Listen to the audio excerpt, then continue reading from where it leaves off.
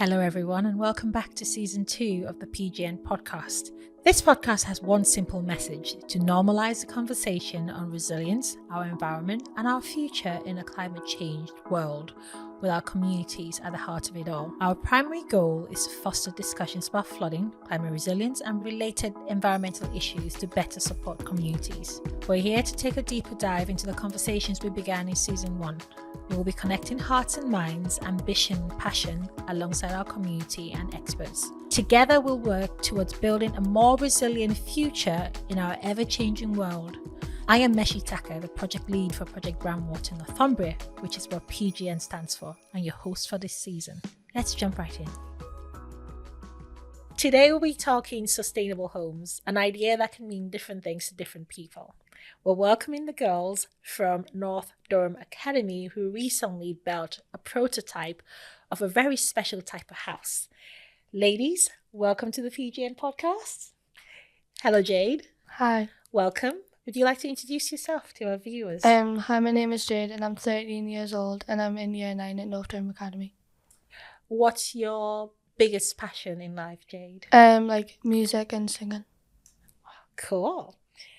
Hi, Evie. Hi. Welcome to our podcast. Thank you. Would you like to introduce yourself to our viewers? Hi, I'm Evie and I'm 14 on Monday. Oh, cool. Happy birthday for Monday. Thank you. And what's your passion in life? Coaching gymnastics. Coaching and gymnastics. Well, we'll talk about that in a bit. Next up, we have Tilly. Hi, Tilly. Hi. Welcome to the podcast. Thank you. Would you like to introduce yourself? I'm Tilly, I'm 13 years old and I'm year 9 at North Durham Academy. And what's your passion in life, Tilly? I like to read. Oh, reading. I love to read as well. I used to be obsessed with just reading anything I can get my hands on, but we'll cover that in a second.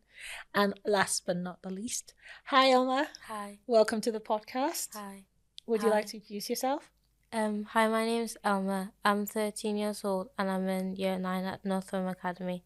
And I'm most passionate about making the world a better place. Well, so those are a group of girls. You all have very different passions, so we're really interested to see how those different passions contributed to the project that we're about to talk about. Your sustainable house, which I was privileged to see at this year's Innovation Festival. You had it on display and you came to our stand and you were telling us how excited you were to have been able to pull it together. I'll start with you, Elma. What was it about the house? What was the inspiration for that house? When we went to visit Robertson Homes, we loved the way that they built their houses. So we said that we're going to use it for our prototype. So we'll be including an insert of the sustainable house for our viewers so you get an idea of what this fantastic prototype looks like. Why were you so interested in building that type of house, Tilly? That's the kind of house that Robertson Homes builds and we're partnered in the business competition with Robertson Homes. And one of the things we noticed about the houses, I think you guys mentioned about the need to provide access to technology, for example, that's quite expensive. So you wanted something that was affordable. Jade, do you want to describe to our viewers what's so special about the house you girls helped to design? So like it's got like this tiny little generator which goes in your drain and it like gets your rainwater and transfers it into electricity. And so what you're trying to do is basically capture your natural resources, so rainwater, grainwater, and then using it to kind of power a generator. Is that how it works, Evie? It powers electricity throughout the house, so it, like your boiler, your lights and everything like that. And essentially in doing that, you make power more accessible because then it's less expensive because you're using your own rainwater to basically generate your own electricity. How was that process for you, being able to sit down and come up with an idea, and how did all your passions feed into that creative process? Tilly? Well, we were given, at the very first event we went to for FBM, we were given 3 criteria that we could meet for it. One of them was food waste, one of them was water, and I can't remember the other one. Okay. But we wanted to do all 3 and we came up with a few initial ideas, but then we couldn't decide on any of them.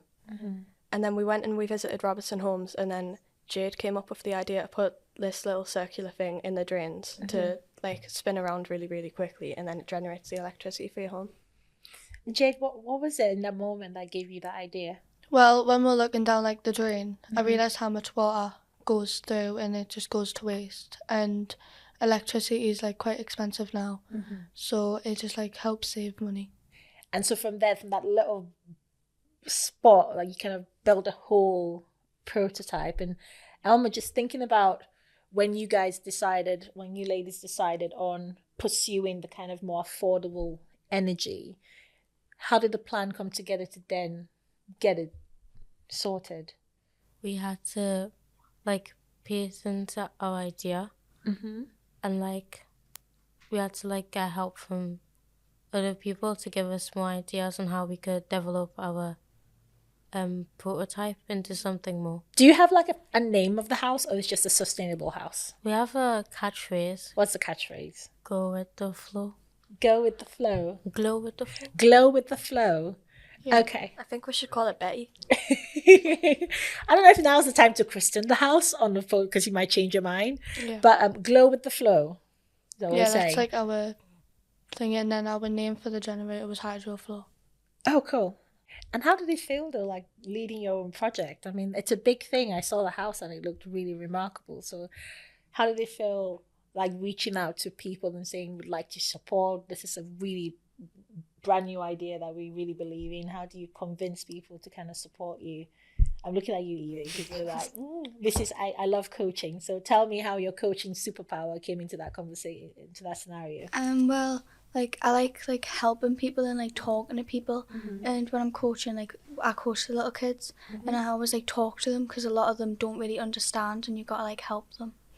Well, my son is 6, and he is super obsessed about the environment. So he's like, if he walks past plastic, he was like, oh, Mom, plastic. And he would have loved your house, because he just loves to see something that's really different. Jade, you talked about wastage as well, like all that water just falls off the roof and that's it. And you were able to tap into that and create something that actually is a big issue. Like you said, electricity, like paying bills, is a big concern for many households. And actually, if we can do something like this, it could make a real difference.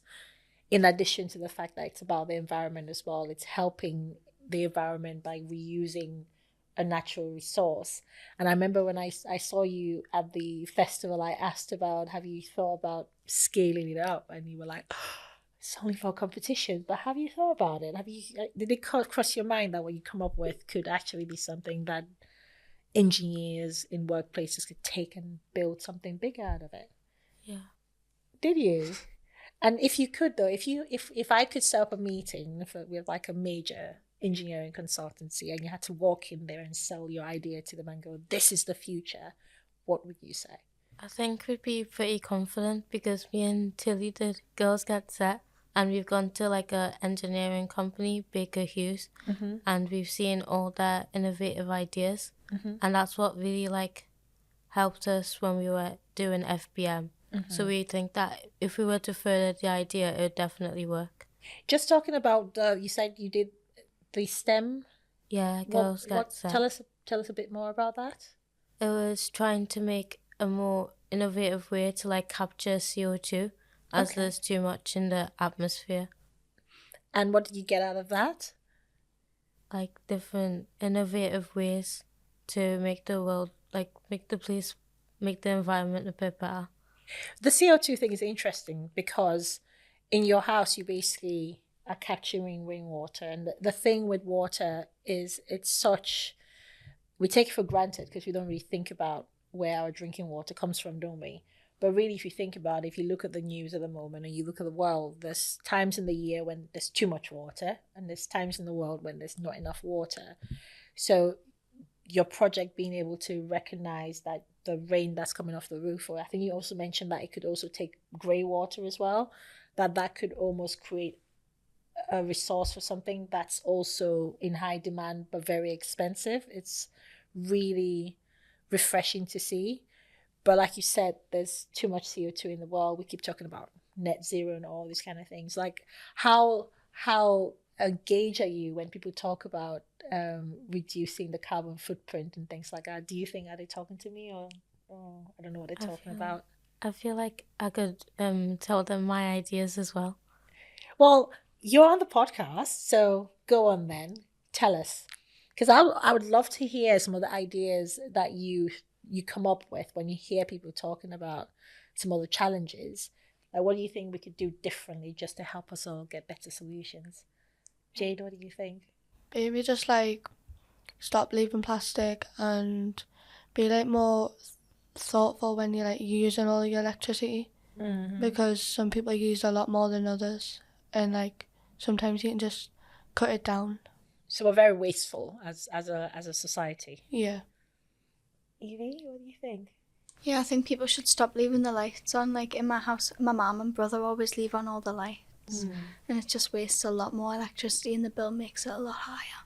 It's true. So there's things that we can do, like before you start looking at new solutions, just look at what you have and use it a bit more smarter and just be a bit more self-conscious. What do you think, Tilly? Anything to add?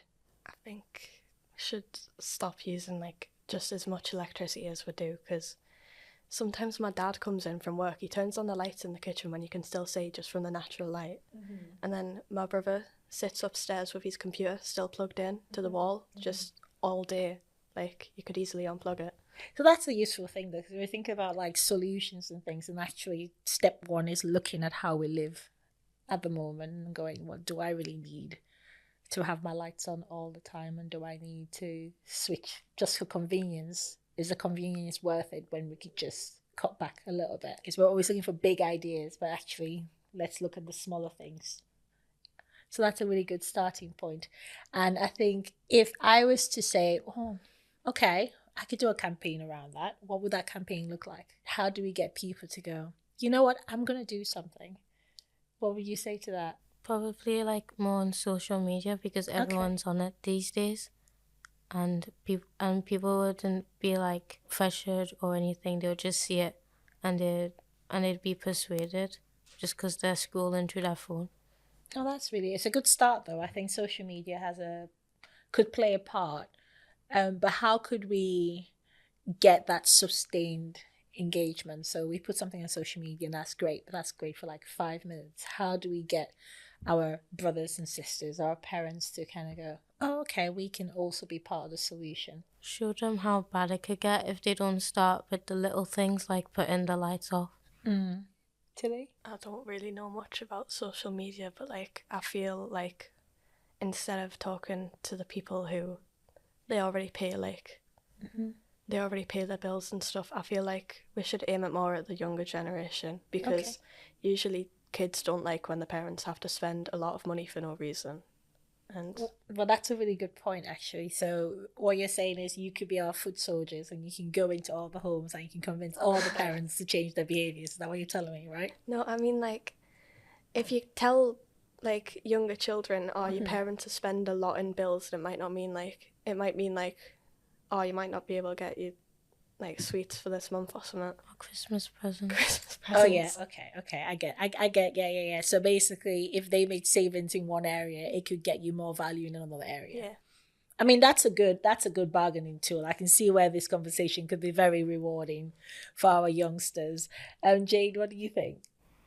I think like what Tilly's saying, like the younger generation or like 18-year-olds, because they'll be like buying a house, but they might not have like the best job they want.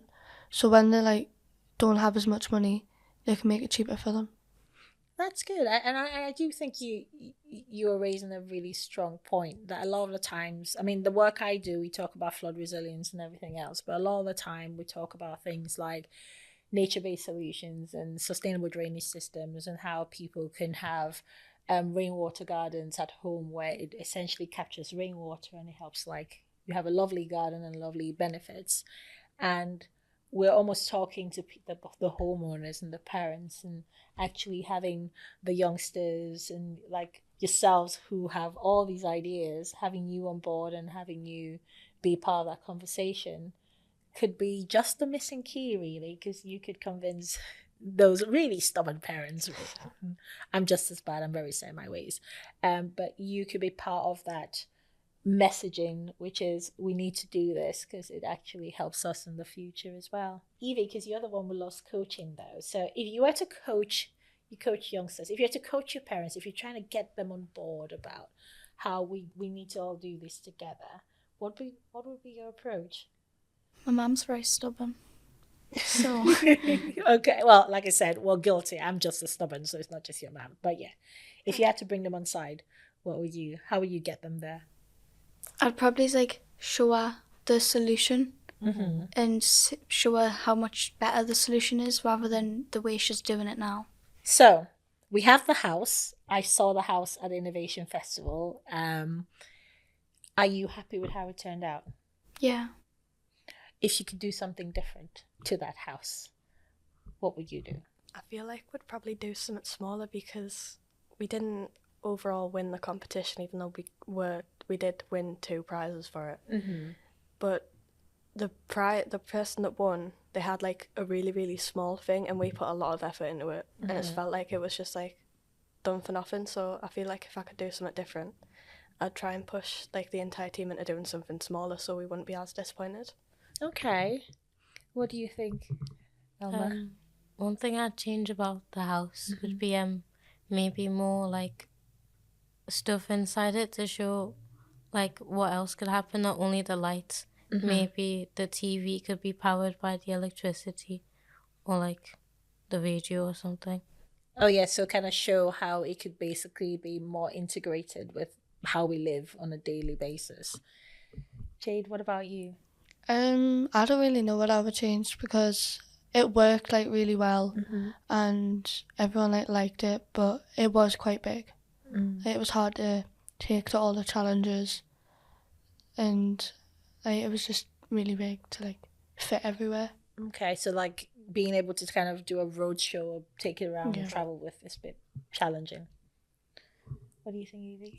Well, everyone else at the competition was able to show their like development working, but we couldn't because we had to pour water and then the lights in the house would turn on. But we had to like have a tap nearby, and there was no taps where we were, so we couldn't like properly show it. So it was limited in how you can basically prove that it works. Yeah.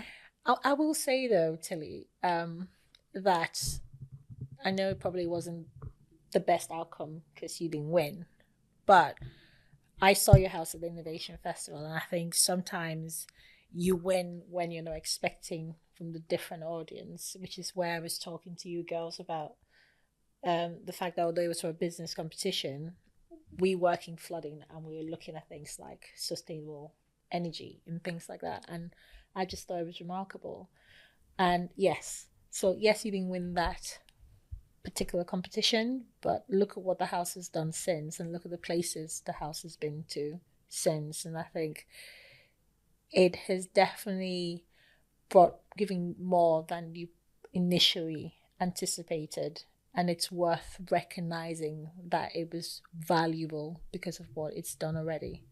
So don't beat yourself up about not winning, because we don't always win all the time, but we can still bring that value. We can bring something new, and you looked at it and you came up with something completely new. And one of the challenges we have sometimes when you put something new into a space is that if it's too out there, sometimes people are like, oh, right, I'm not quite sure where we're going with this. But you almost need to build that momentum. Like you said, convince others about why it's important. And then the next time you bring the conversation up again, it'll be, oh, right, we know why this is important. We know why we need this. And yeah, I think it was definitely quite a great project for you to work on. So don't knock yourself. It's a lot more than just that competition. That's what I feel anyways. I'm a big fan of the house, so you definitely want some friends and some allies because of the house. Okay? But I like the point about when you build the model is recognizing that although the idea is a really strong one, there are potential opportunities there to look at how easily you can prove how the concept works. So being able to tap into resources or not rely on additional third factors to make it work, which is kind of what you're referring to there. But ultimately, I think showing that the house can do the house can do multiple things. So the concept of reusing the water to power a generator to feed electricity to the house, showing that it can power your TV, it can power your kettle in the kitchen, it can power your washing machine, or all the kind of appliances we're used to. Again, it's selling that bigger picture, because people are like, oh, right, I see that. I can just kind of buy this and put it in and it will fit with everything else I have going on, which is what people like to see, don't they? Because they don't want to have to think too hard about making changes. We've talked about changing how we live and everything else. And I asked you girls before about the future and about a future career based on this project that you've done. Is that something you'd be interested in? I know you, Elma, you're interested in STEM. So have you thought about a future career and what that could be like based on your passion at the moment? Maybe like engineering. Okay. And any particular type of engineering or just general engineering? Like if you're building a house or something, you could say, oh, why don't we try to make this house renewable? Exactly. I think we look at a lot of the houses now and you're thinking, why are we still building the same houses like we did before, when environment is changing so much and things are becoming harder to control. So the floods, I mean, you've seen the news with the really terrible floods and piles of cars just stacked up in streets and stuff. So that's really good. Well, let's talk after this podcast. I'll give you tips. Tilly, what about you? I feel like I've only ever thought about working in STEM because since I was really little in primary school, I was really involved in it because my primary school was as well. Okay. Then coming to NDA, I did a lot of things in STEM, but I don't really know many jobs, but I would like to work as someone in STEM. Okay. I mean, the STEM is such a massive, there's loads of different careers. I mean, there's obviously engineering, but we have, in flooding, for example, those are all STEM type careers, and you could be everything from a scientist. You could be somebody who does a lot of hydraulic modeling. You could be somebody who designs solutions for interventions, not just homes as well. If you think about Northumbrian Water, like they provide our water, but they also take away our waste. A lot of things you don't see. For example, if you think about all the pipe works that are below the ground, that's all STEM. It's all professionals that design and maintain those systems. If you think about the Kielder Reservoir, those are all massive engineering assets. If you think about treatment works and pumping stations, and that's just one element of what they do. It's much bigger than that. If you look at your local council, for example, your local council will have like the highways team. Think of all the roads, the bridges, those are all STEM type things. Flooding, we talk about like nature-based solutions and sustainable drainage systems. So sometimes you see like basins and they look great, don't they? They're like, you can, got like flower beds and things like that. But when it rains, those areas hold water. And the people that come up with the ideas behind that and design all those assets are also STEM. And then you have technology and systems. So it could be like digital systems. It could be scientific models. There's this massive diversity of different careers that I'm aware of, but that's because I'm an engineer, let alone what's available out there. So it's such a great thing. And I think if you start with your passion, then yeah, you'll be fine. You have plenty of opportunities. But I'm so glad again there's like a team STEM over here. I'm not like picking a side or anything. But I'm gonna come over to Jade. I know again both of you are like not really STEM, but actually through this experience and using the ideas that you were able to kind of build on, what do you look at when you look at a future career, Jade? I mean, my career right now that I want to do doesn't involve STEM, but if that doesn't work out, it could change. So what's the career you're thinking about at the moment? Like a musician or a singer. Well, again, I think one of the things we're trying to open up is, we'll say STEAM, not STEM. And that's because we recognize the science, the technology, the engineering, the maths. But we also recognize the element arts has to play in there. Because it's all around having those really drastic ideas. And because things are changing so quickly, and we talk about climate change and other things, we need people that have these very vibrant ideas to be part of the solution to creating some of these new ways of working and new ways of living. And there was this recent competition that we sponsored in London, the Ikigai, which is around celebrating the arts in STEAM. And it was like, it had poetry and music and art, like drawings.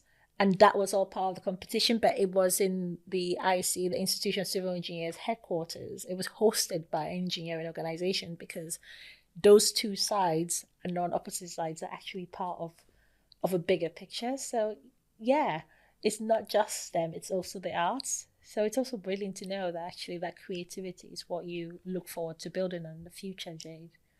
Evie? I know you're going to say coaching, but tell me more. Come on. I want to be a primary school teacher. Oh, that's brilliant. And is it because you want to be able to help kids? Yeah. But again, that's you've all talked about the fact that actually we need to engage more with the younger generation. So perhaps as a teacher, you can help us push that message and get some new minds into the profession. Yeah. So does anyone want to ask me a question? Because I've just spoken nonstop, and I think feel free to have a go. Go on. What inspired you to be an engineer?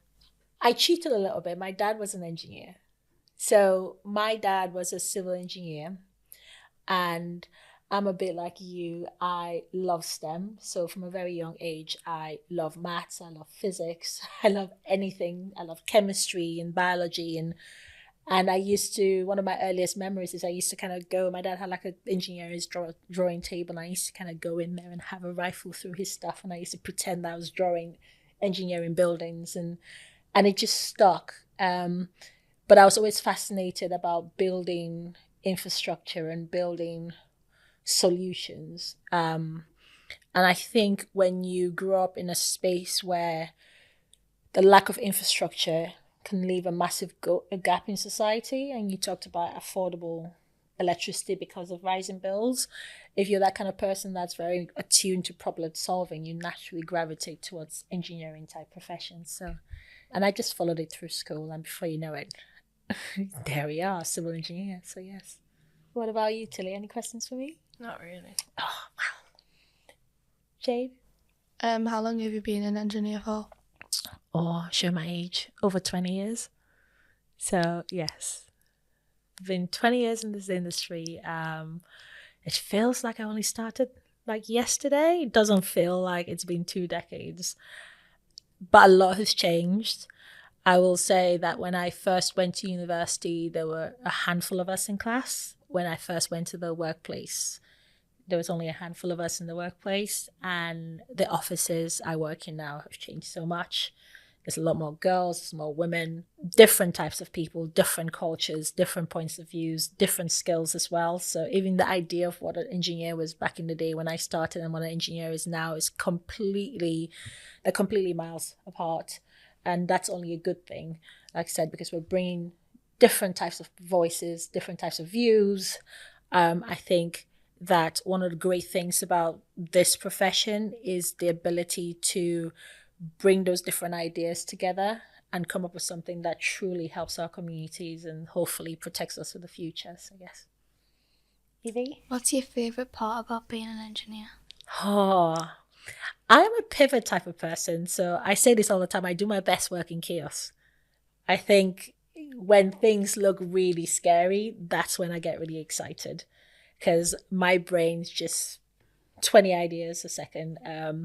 But it's always the impossible. So I'm likely to be the person who will be like, how can you push that a bit further? How can you just break the ceiling? I'm always trying to break the ceiling. What that means is we're always trying to kind of push the status quo and try different ideas. And I love that about the industry. And I think especially now with climate change, high levels of pollution and everything else, and plastics and all these different challenges that are just hitting the world at the same time, I think it's the right time for me to be in the industry, because it's how it just makes it worth doing what I do. So yes. Does that help? Yeah, thank you. Okay. So, well, thank you girls for joining us today. I've had a great time. And we're gonna see if you have any more questions. Come at me after the recording. But for now, thank you for joining us. It's a bye from me, and I'm Jade and bye. I'm Evie, bye. I'm Tilly, bye. I'm Elma, bye. And to our listeners today, thank you for joining the PGN podcast.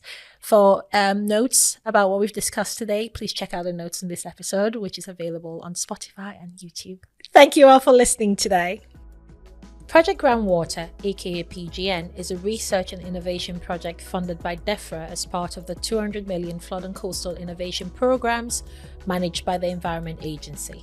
The programs will drive innovation in flood and coastal resilience and adaptation to a changing climate. This project is led by Gateshead Council with regional and national partners. PGN aims to enhance community resilience by developing and creating, mapping, forecasting and warning systems with a focus on groundwater flood risk, particularly in former mining areas within the region, but also on a national scale. With this funding, we're working on practical, innovative actions and knowledge sharing with our communities at the heart of it all. For more information on PGN, please visit www.pgn.org.uk.